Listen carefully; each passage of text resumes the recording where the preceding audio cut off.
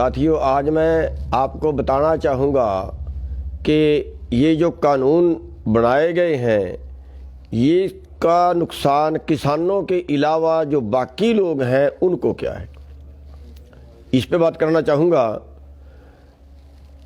तो जो इन्होंने स्टॉक सीमा तोड़ दी है, 1955 में कानून बनाया गया था कि देश में खाने वाली चीज़ क्या कोई ब्लैक ना कर सके, कोई उसकी काला बाजारी ना कर सके। उसके लिए एक स्टॉक सीमा बना दी थी कि इस इतने अनाज से, इतनी दाल से, इतने खाद्य तेल से ज़्यादा कोई नहीं रख सकता। अगर वो रखेगा तो गैर कानूनी माना जाएगा। तो अब इन्होंने क्या किया है, वो स्टॉक सीमा हटा दी है कि अब जितना मर्जी भंडारण एक ही आदमी कर ले। तो इस कानून से क्या होगा, आपके सामने उदाहरण है 4 साल पहले का। महाराष्ट्र की सरकार ने दाल से स्टॉक सीमा हटा दी, एक गुप्त चिट्ठी लिखी जिसका दुनिया को, देश को पता नहीं लगा, और चंद पूंजीपतियों को उसका पता था। और चंद पूंजीपतियों ने पूरे देश की दाल खरीद के, 7 या 8 लोग थे, वो सारी दाल उन्होंने स्टॉक कर ली। और सारी दाल स्टॉक करने के बाद जब पूरे देश की दाल 7-8 लोगों के कब्जे में चली गई, तो फिर उन्होंने उसको ब्लैक किया और 50 रुपये वाली दाल का भाव आपको 200 रुपये देना पड़ा। वो जो 200 रुपये किलो में दाल खरीदी, वो देश के हर नागरिक ने खरीदी। किसान का नुकसान तो उसमें कुछ नहीं हुआ। किसान ने तो जिस भाव उसकी पिछले साल बिकी थी, उसी भाव उस साल बिकी। लेकिन पूरे देश को जो अनाज खाते हैं, जो दाल खाते हैं, जिसने भी वो दाल खरीदी 200 रुपये किलो में खरीदी, और पूरे देश को की जेब से पैसा निकला और वो उन 7 या 8 व्यापारी जो थे, पूंजीपति जो थे, उनकी जेब में गया। अब आप प्याज का लीजिए, किसान से प्याज 8 रुपये किलो बिका, और जब वो खाने वालों के पास गया तो 80 रुपये किलो तक गया। अब हमारे देश की सरकार ने कोई कानून ये नहीं बनाया कि भाई उस पर मुनाफा कितना ले सकता है, 2 गुना ले सकता है, 1.5 गुना ले सकता है, 8 रुपये का खरीद के ज़्यादा से ज़्यादा कितने में बेच सकता है, ये कोई कानून नहीं बनाया। उल्टा ये कर दिया कि अब सारे देश का प्याज एक ही आदमी खरीद के रख लेगा, और उसका उन्होंने फायदा उठाया। अब सारे देश का आलू एक ही आदमी खरीद के रख लेगा। आलू क्या भाव मिला आपको? 40 रुपये। हमारे से बिका था 7 रुपये। तो नुकसान किसको हुआ? खाने वाले को। तो जो ये मैटर है, ये देश के हर नागरिक का मैटर है। किसान ने तो केवल लड़ाई शुरू की है।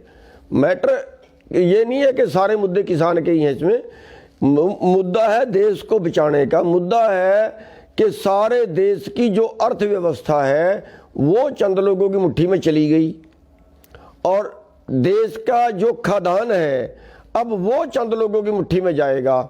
जब वो चंद लोगों की मुट्ठी में जाएगा, यानी पूरा देश उनका ग्राहक होगा। और जब पूरा देश उनका ग्राहक होगा, पूरे देश को कुछ लोगों से लेके खाना पड़ेगा, तो इसमें ब्लैकमेलिंग तय है। और जब ब्लैकमेलिंग तय है तो उसमें अब हमारे दूसरी चीज़ ये है, अब हमने देखना है हमारे देश के नागरिकों की पोजीशन क्या है। हमारे देश के नागरिकों की पोजीशन ये है कि यहाँ पैदा होने से लेके और बुढ़ापे तक, जो आखिरी सांस तक है, उसका टोटल खर्च, जो ज़िंदगी जीना है उसका टोटल खर्च आदमी खुद उठाता है। लेकिन अमेरिका जैसे देशों में ये नहीं है। अमेरिका जैसे देशों में बच्चा पैदा होने से लेके और उसकी आखिरी सांस तक, इस सब का जिंदा रहने का खर्चा सरकार का है। चाहे उसका इलाज का हो, चाहे उसकी पढ़ाई का हो, चाहे उसकी बेरोजगारी का हो, चाहे उसके बुढ़ापे का हो। अब अमेरिका में तो ये पॉलिसी पड़ता खा सकती है, लेकिन हिंदुस्तान में ये पॉलिसी कैसे चलेगी? यहाँ तो कितने गरीब लोग हैं जो भूख से मर रहे हैं। आज हमारा देश भूखमरी में 94वें स्थान पे, 107 देशों में सोने की चिड़िया। और सारे खर्चे यहाँ, कितने लोग यहाँ बीमारी से मर रहे हैं, कितने लोग यहाँ कर्जे से मर रहे हैं। ऐसे देश के अंदर अब ब्लैकमेलिंग का कानून और बना देना, इसका मतलब है कि करोड़ों लोग भूखमरी के आगोश में जाएंगे। तो इसलिए मैं इस पॉइंट पे ये समझाना चाह रहा था कि ये केवल किसान का मैटर नहीं है, केवल पंजाब का मैटर नहीं है, केवल सिखों का मैटर नहीं है। भूख सबको लगती है, सब खाते हैं, ये पूरे देश का मैटर है। और लेकिन बीजेपी इसको कभी पंजाब का बोल देती है, कभी इसको खालिस्तानी बोल देती है, कभी कहते हैं चंदा पाकिस्तान से आ गया, कभी कहते हैं चीन से फंडिंग आ गई, कभी हरियाणा और पंजाब का कह देते हैं। ये लड़वा रहे हैं।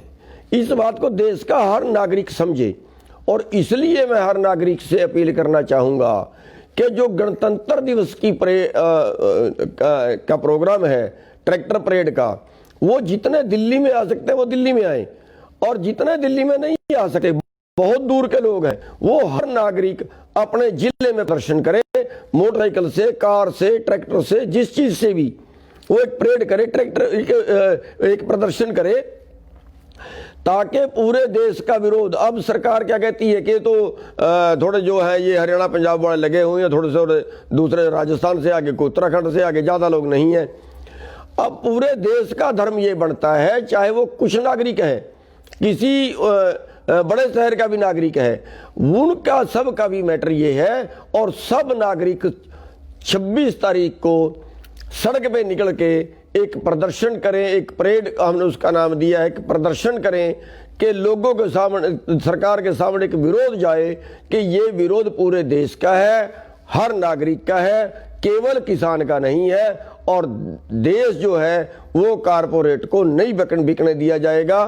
कारपोरेट पूरे देश पे कब्जा नहीं कर सकता। देश आपका है, देश बीजेपी का या किसी का नहीं है, कारपोरेट का नहीं है। इसलिए मेरी बेनती है कि 26 तारीख को हर नागरिक इसमें, इस आंदोलन में शामिल हो। सबका बहुत बहुत धन्यवाद।